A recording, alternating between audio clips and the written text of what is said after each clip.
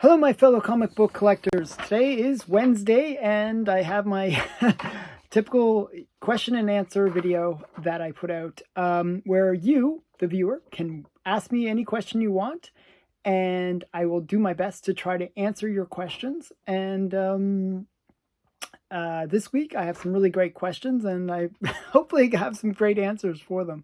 So if you want to have your question answered in next week's video, just leave a comment below and I will answer your question and give your channel a shout out. So a little bit of a bonus there. So first, we're going to answer Rocket Fighter 8's question. Many comic book collectors, including yourself, have amassed a considerably large number of comic books in their personal collection. Some, like Ryan of Automatic Comics, have a policy of letting go a piece of their collection for every new they get. ETA Nick has sold off his slabs to downsize to just 500 raw comics. Before the time comes for your heirs to sell off your collection after you're gone, do you have any plans to downsize? If so, at what age and how many books? So I was thinking about this question quite a lot. One of the things that I'm doing, and I really don't plan to downsize. That's the short answer. But one of the things that I've been trying to do is get both of my children into comics. So I have a son and a daughter. And my daughter, no interest. No, like she interested in maybe a few of the books for things that she's actually interested in. She likes Funko Pops. So she, anything that's maybe related to some of her Funko Pops, she might be interested in. My son, he's interested in Golden Age comics and he likes Swamp Thing. So I'm trying to diversify his interests maybe so that he can like more of my collection. But that has really been my strategy, to really encourage my kids to maybe like it. I'm kind of in that stage right now where my kids are at that age where they're like, parents aren't really cool. So my son doesn't really think I'm so cool right now. And he's a little bit adverse to my collection and comic collecting because I'm so into it. But I'm doing my best to try to encourage him to embrace the comics. And hopefully he'll want to have this collection and will enjoy it when he gets older.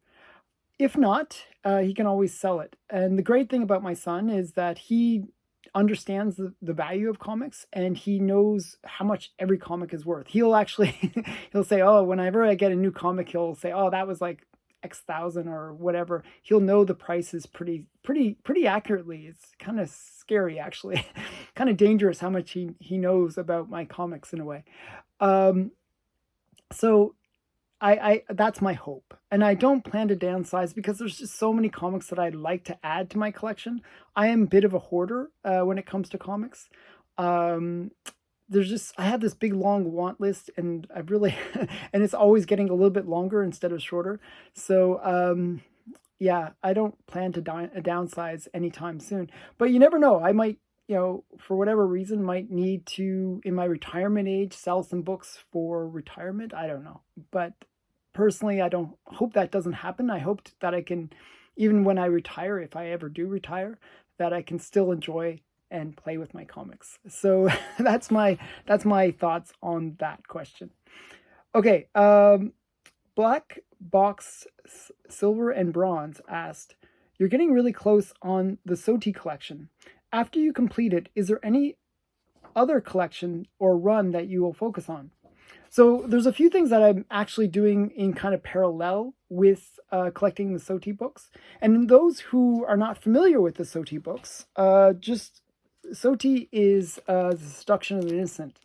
And so this book, The Seduction of the Innocent, was written by Frederick Wortham. And Wortham basically was one of the major proponents against comics. He basically, demonized comics and created a media campaign against comics in general. And this was his kind of masterpiece on the topic, where he really showed a variety of comics and why they were detrimental to the youth of America. He saw them as causing juvenile delinquency and a whole bunch of issues with children.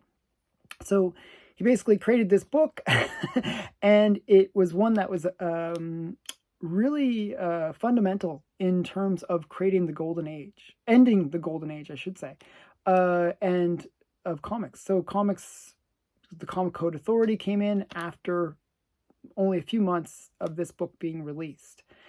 And the books that are mentioned in the Seduction of the Innocent are ones that I've been trying to collect. There's about 155 books mentioned in here. I have 142 of them. So I'm only missing 13 books. And the ones that I'm missing are pretty hard to get. So there's some really obscure ones that I just haven't had much luck finding. So I don't think I'm going to finish the Sot collection anytime soon, but I'm trying. But if I do finish it, and I'm kind of doing this in parallel, as I said, I want to maybe get into another book that had a major influence on comics, which is The Parade of Pleasure.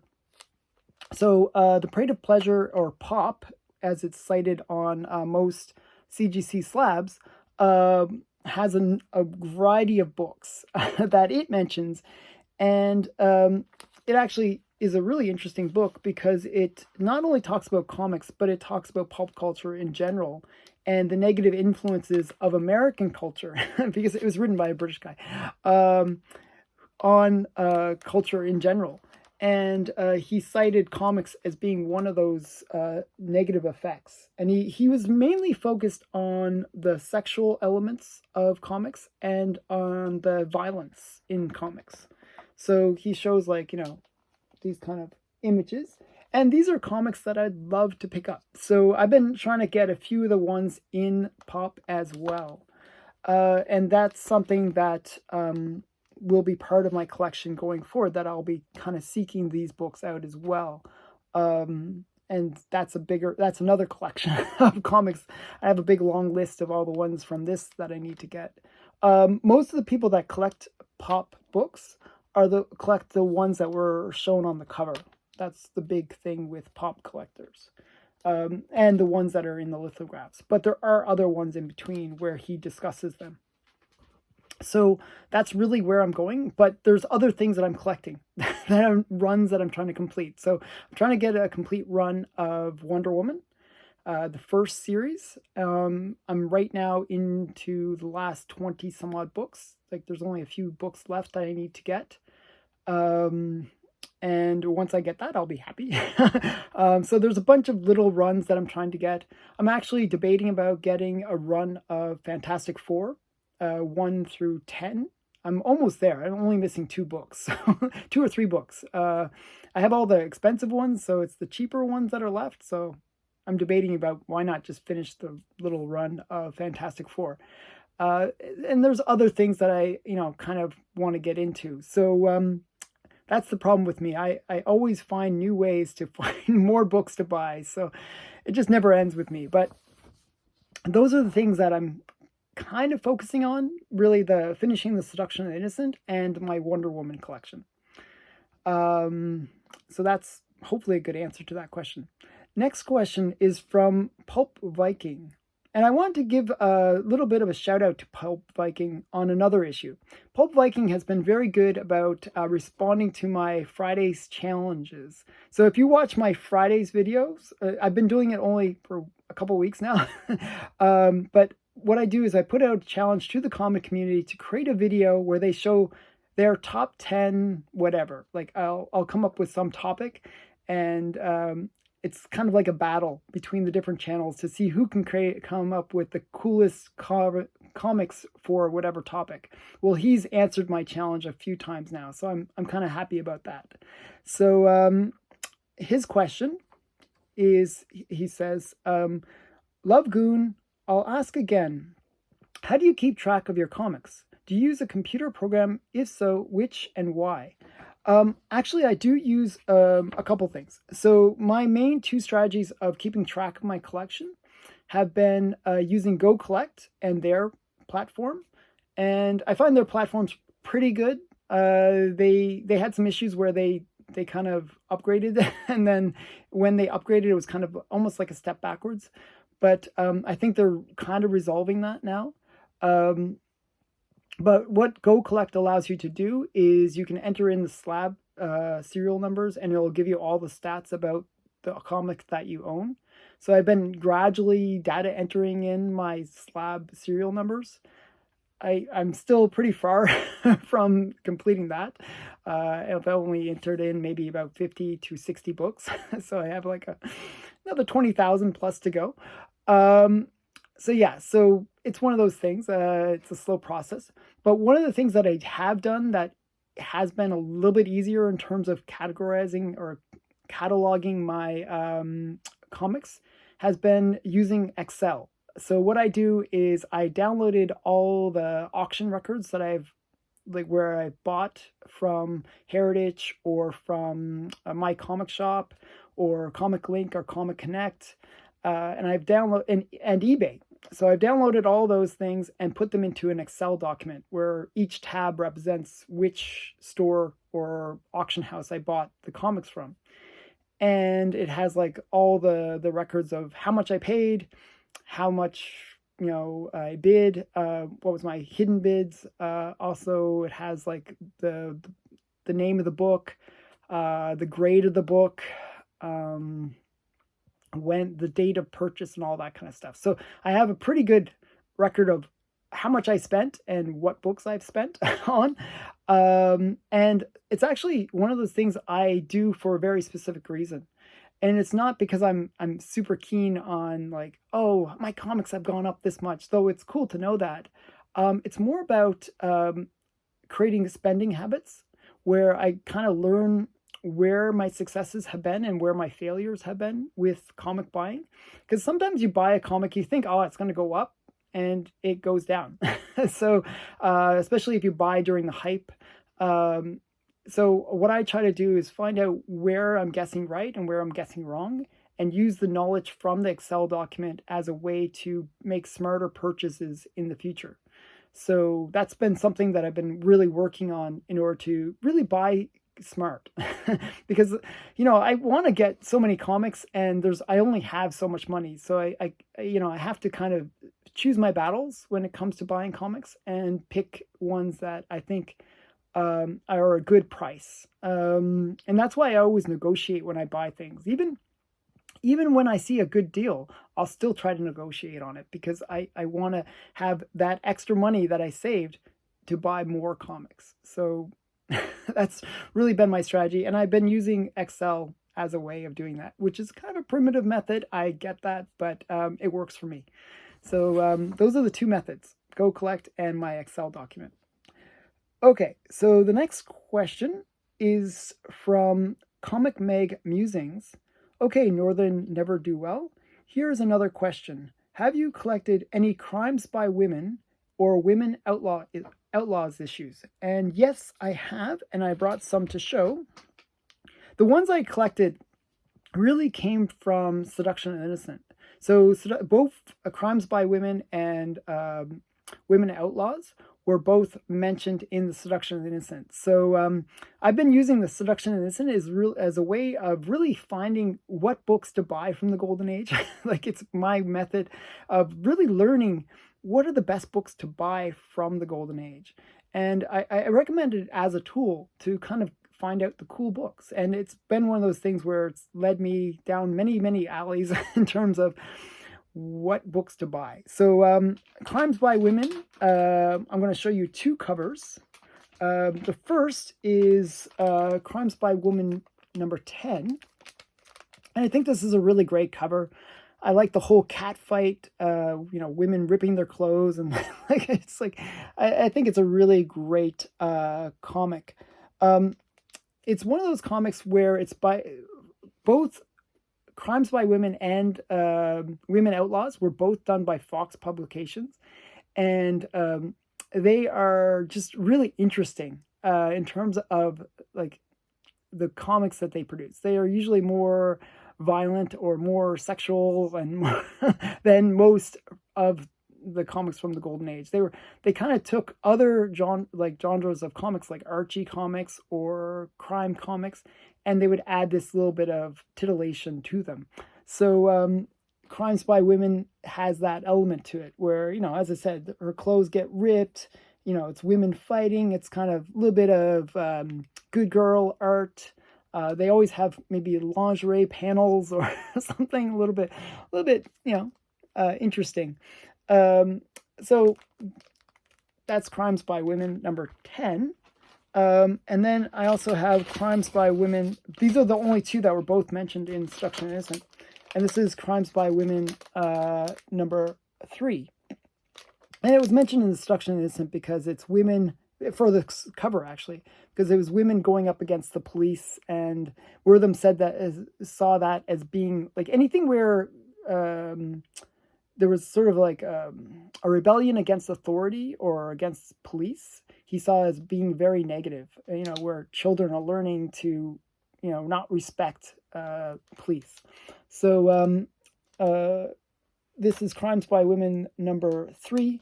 It's a very rare book. Both of the Crimes by Women books are really rare, like really hard to find. Probably less than 30 on the census. They're just really rare books, and quite expensive as a result. So this one was used in the Seduction Innocent. It has lingerie panels. Has again the women with kind of good girl art style. Lots of flesh being shown, ripped clothing. And it also has execution panels. So a really great book for many reasons. And that's Fox Feature Syndicate, or they also refer to themselves as Fox Publications. So it's kind of interesting. The next one is Women Outlaws. Women Outlaws, again, a really great comic. Again, sexy Western women on this one. And this one was also mentioned in Seduction Innocent, and it's because it depicts the story of Cattle Kate, which they mentioned right there. And just another thing where he didn't like the way women were being represented, that he didn't think this was proper women etiquette, and he thought it was really just not a good representation of women. So Women Outlaws, just a really great book. Again, pretty rare. Like even like in this kind of grade, you're looking at like 2,000 to 3,000. Like just really rare, expensive books. Just a really wonderful book from Fox. So that's another, like going back to the previous question about things you would like to collect and runs that you would like to get. I would like to possibly get a complete collection of Fox publications, because I really enjoy their stuff. They have a lot of the jungle stuff. They have like the juniors, the sunnies. I got those complete now. There's a bunch of cool comics within the Fox publications. So I really enjoy them. Okay, so that's my answer to that question. The next question is from my good friend QE. And he asks, okay, great video, my friend. Watched it to the end. Here's my question, and I apologize for the time and possibly you'll spend for the research. Could you tell me something about Egg Foo and his abilities, controversy, and maybe origin? Okay, so Egg Foo is this guy. This is his first cover appearance, and this is in Wonder Woman 158. He was basically this massive egg, like the size of a house kind of level of egg. And he works for the Chinese Communist Party. He's kind of like an agent for the Communist Party. And his goal is to basically destroy America. The typical, evil plot, right? So, and he has these like kind of like, the controversy around him is the fact that he's very, very much, the name is obviously play on the menu item, Egg Foo, Egg Foo Young, his, Egg Foo. And he's like orange, kind of orangey yellow, very much a play on Chinese character.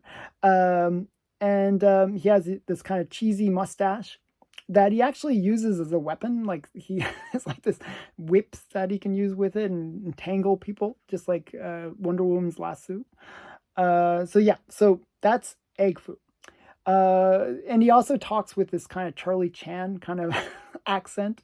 So there's a lot of like the cultural and stereotypes, Chinese cultural stereotypes about Egg Foo. But his first appearance was actually in this book, 157, which is just the one before it. Um, and basically, the storyline, it kind of crosses over both books. I ended up reading both books just to properly answer this question. Was he was a character who basically, as I said, he works for the communist government, and his goal was to destroy the American fleet. And what he did was he captured Steve Trevor, okay? And he turned Steve Trevor into a living bomb, okay? So, and basically, the goal was to basically send a missile at the American fleet and then have Steve Trevor kind of blow up with with the American fleet and kill everybody, right? So Wonder Woman actually goes there to save Steve Trevor, and Steve Trevor's like, no, no, no, I'm a bomb and I'll explode, I'll kill everybody. And but she stays with him and she blows up this missile, and Steve Trevor and herself, they all die. Like she actually dies in the comic where she gets obliterated. She they explode. And that's because of Egg Foo's technology. That's one of his powers. Fortunately, and they kind of in the comic, they kind of set the situation up. Like at the very beginning of the comic, it sets up the situation where on Paradise Island, they have this cool technology where they can make a mountain disappear and then reappear. Okay, so they kind of set that up at the very beginning of the comic. And then later, when basically Steve Trevor and Wonder Woman get vaporized, they bring the ashes of Wonder Woman and Steve Trevor back to Paradise Island, where they get recreated, reanimated, and back into their normal self. So they kind of set all that up, and then Wonder Woman goes up against Egg Foo again, and this time stops him.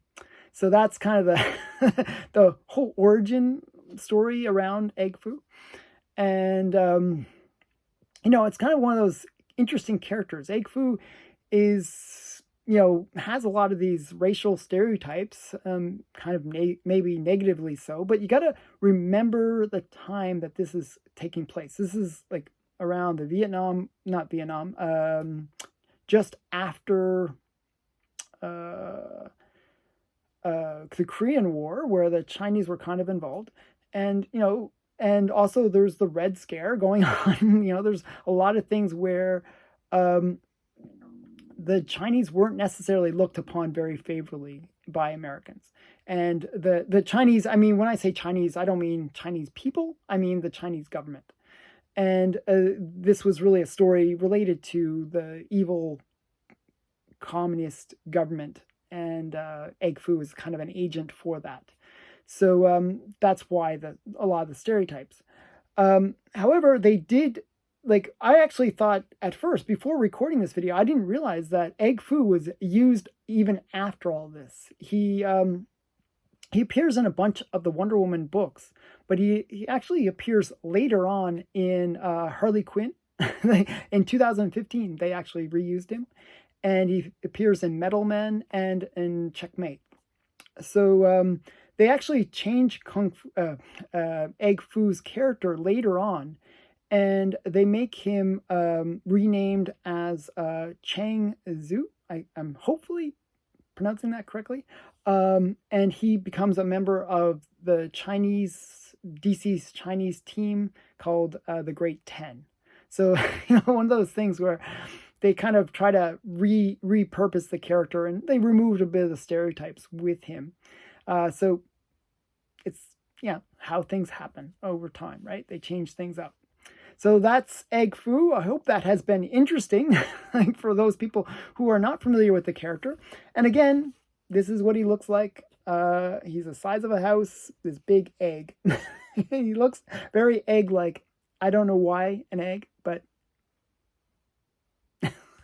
What can I say? He's a quirky character and one of those interesting characters. Okay. This is not really a question, but it was a comment that also Pulp Viking had put, and I kind of wanted to address it. And it's referring to last week's video where I spoke about affordable, like comics that we collect because we love comics, not because we expect financial gain from it. And he wrote, "Oh, you liked Elf Lord, great. That was a good question, but about books we like that are worthless, more or less. I'll do a show on that." So he's planning on doing a show on it. Maybe check out his channel. And but I wanted to further address that notion of comics that are worthless that we buy.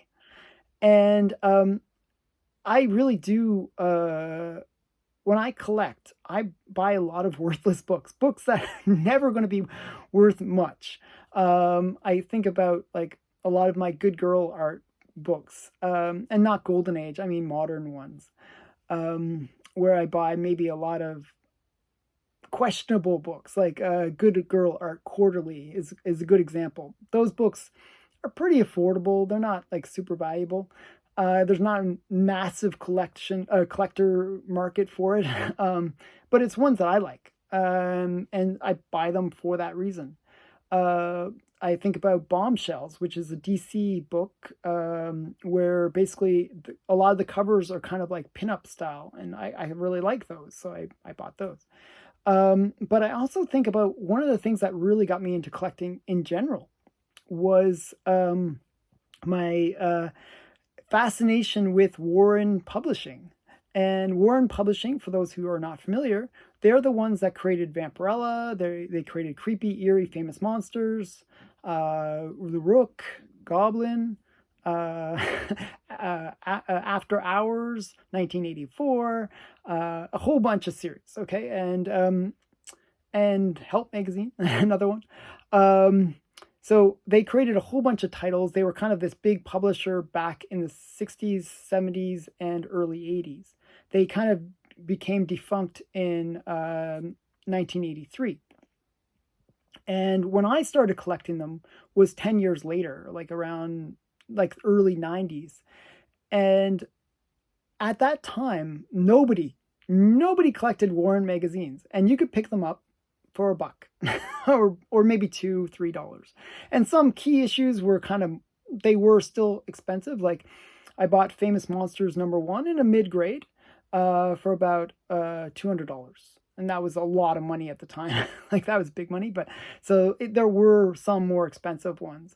That book would now be like a $2,000 book. But the point is, I collected it because I loved the stories and I liked the art. I really liked the skimpiness and the whole Vampirella element of Warren. Like, I always look at my Warren Vampirella right in front of me. Vampirella. I really like Vampirella. So, yeah, it's one of those things where I collected it because I really loved those books. And over time, they have gone up, especially the Vampirella books. I remember buying a reasonable mid-grade to high-grade Vampirella, and it was like $50 at the time. Now that's a $2,000 to $3,000 book. It's really gone up. But my point is, there's a lot of the books that are in my collection for Warren that really aren't pricey, not expensive. Like I mentioned Goblin and The Rook. Those are not expensive books. $5, $10, and I bought them for like 50 cents to $1 back in the day. They are books that I love to have in my collection, and it's, I think that's important. And generally, if people love books and they buy it for those reasons, other people will kind of latch on to that same ideology and maybe we'll start discovering those books and they'll become valuable over time. So I'm always a long-term investor in terms of comics. I don't really see it as an investment as much as like a passion. but it's one of those things that if you have that kind of long-term approach, that you buy things that you love and that you think maybe other people will love, generally you'll do well. Whereas when you buy things that people are just thinking, oh, that's the hot comic.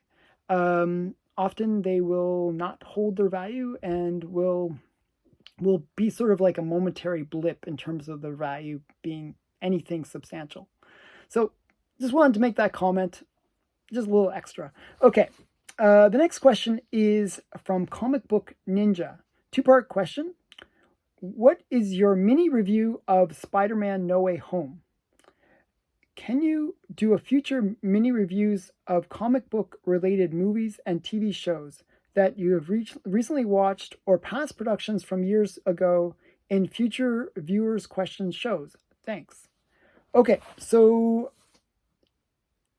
to answer the second part first, which is kind of weird, on Mondays for the last few weeks, Mark Allroyd, we do the Price Variance show. We've been talking about movies and TV series that have come out. Some of them have come out, some are going to come out in 2022. And we're basically talking about the comics related to those movies, and we're talking about whether or not we think their movies are going to be good or TV series are going to be any good. So we do kind of give reviews within that series of shows that we're doing. So I recommend you check out the Monday episodes on my channel and on Mark's channel. His channel is just Mark Allroyd, and I recommend you check him out as well. He's very undersubscribed. He needs more subscribers. But he puts out a lot of great content. So my point is, we do that. I will do it as well on an ongoing basis. Like when Eternals came out, when I watched it, I did a review on it. And generally I do that. Whenever a good movie comes out or any movie that is comic related, I will do a review on it. And I'll try to do that more often when I can. Now, with Spider-Man No Way Home, my review of that is that I really enjoyed the movie. I would give it like maybe a 9 out of 10. So pretty high rating. It would actually be in my top 10 list of best Marvel and DC movies of all time. And part of the reason for that is whenever you go to a movie, you kind of have some expectations, okay? And like when I went into the Star Wars Episode 1 is a good example of this. I had really high expectations. And and they were kind of, I thought the movie was okay, but not great. Star Wars Episode 1. Not the original series, the reboots. Okay? So it was one of those things where, I felt like they it was okay, but not great. But it did introduce new things, and I didn't like the fact that it talked about metachlorians and all that kind of stuff in a weird way. So I had this expectation that was really, really high, and I was kind of maybe the movie didn't live up to my expectations. Now, the same thing happened with Spider-Man No Way Home. I had certain expectations, and part of my expectations were based on movies of today. That I really felt that movies today always seem to have some agenda pushed in them, some narrative that they want to push, some anti-straight white male kind of narrative that they seem to inject into every movie nowadays. And it just, so I had a bit of an expectation for some of that to be in the movie. I always feel like they're kind of putting that into everything nowadays. So when I went into Spider-Man No Way Home, and that was not there, in a way, it kind of made me feel much better about the movie. It gave me a higher feeling of satisfaction from the movie. It was like a relief that finally we're not getting like maybe preached at or like just spoken down to. I found that that's generally the way Hollywood movies play out nowadays, that they're kind of preaching to us and like trying to indoctrinate us. So I kind of felt like Spider-Man No Way Home didn't do that. And I was like, oh, this is great. I'm so happy that it didn't have that preachy messaging inside the movie. And it focused on really paying homage to older characters that it had used in previous movies and bringing them back. And then not just bringing them back just to, like, make us feel good about past things, but built on those characters. Like, it actually kind of expanded on their stories. And that, I thought that was interesting. And so I really enjoyed that, especially Spider-Man No Way Home has possibly one of my favorite superhero scenes of all time.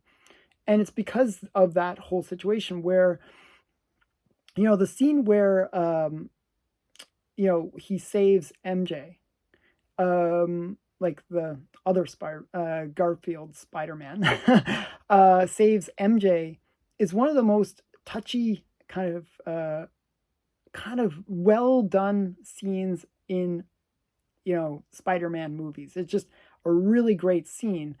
And it's one of those scenes where you go, wow, they really get it. They really understand the fans, and they really appreciate the fans to give a character that, the Garfield Spider-Man movies were so-so. They were not the greatest. But one of the things that happened in his movies was this whole thing where he basically gets ruined by the death of Gwen Stacy. And that was a pretty harsh scene. And you felt like, wow, this character, you kind of want redemption for him. And in Spider-Man No Way Home, you get that redemption. And I think that's really, really quite good. And in a weird way, I feel like it was almost like redemption of Marvel. Like that they were almost saying, okay, we made mistakes in the past. We've killed things. We've ruined things. But here's the redemption that we seek. I almost felt like that. So I really felt that there was almost like a weight that had been lifted off my shoulders in terms of like all these movies being so preachy and kind of messaging certain way, that I felt like there was that burden that had been lifted off in terms of the enjoyment of the movie. So I really enjoyed Spider-Man No Way Home, and I thought it was a great movie. Totally recommend it. Sorry if I spoiled any of the scenes in it, but that's my opinion. Okay, so the next thing is, the last question is from Ronald Burgess. Is just heard DCS killing the Justice League in April. Does this mean the end of Wonder Woman, Batman, Green Lantern, Superman, Flash, Green Arrow series completely? Okay, so no. Simple answer, no. So what happened was Justice League is one of those things that they're not going to make a Justice League 2, is what I've heard.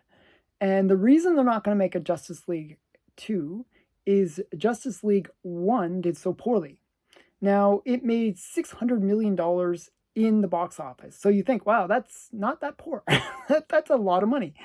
However, what you don't realize is how much money these movies have to make in order to break even.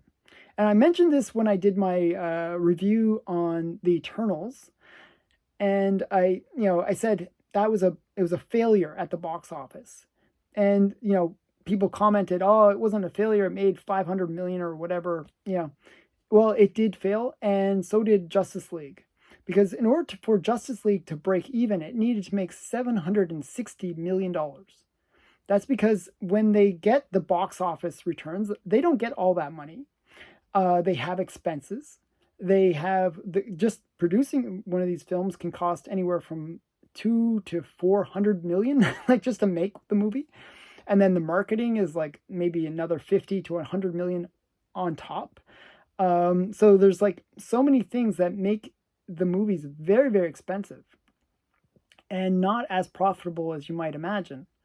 So with all that said, DC doesn't want to just throw good money after bad. And what happened is it decided to pull the plug on Justice League 2. However, that does not mean the end of all these other franchises. So they're going to come out with the Batman movie coming out soon. If it does well, probably more Batman movies. They're coming out with the Green Lantern series. They're coming out with the Flash movie, Flashpoint. I'm not sure about Superman, but you know, they're in the Flash series on I forget where it is. HBO or it's on Netflix actually. Flash. That seems to be doing well, so probably going to continue on. So yeah, so they stick with things that are successful. But what you have to realize is there's probably going to be another Justice League movie. It might not be today. It might be like many years from now, but there will be one. Just think about this. Justice League came out in 2017. And really that is like over 50 years after like after the comic created the team Justice League. So, if you think about that, 50 years to get a movie, that's a long time.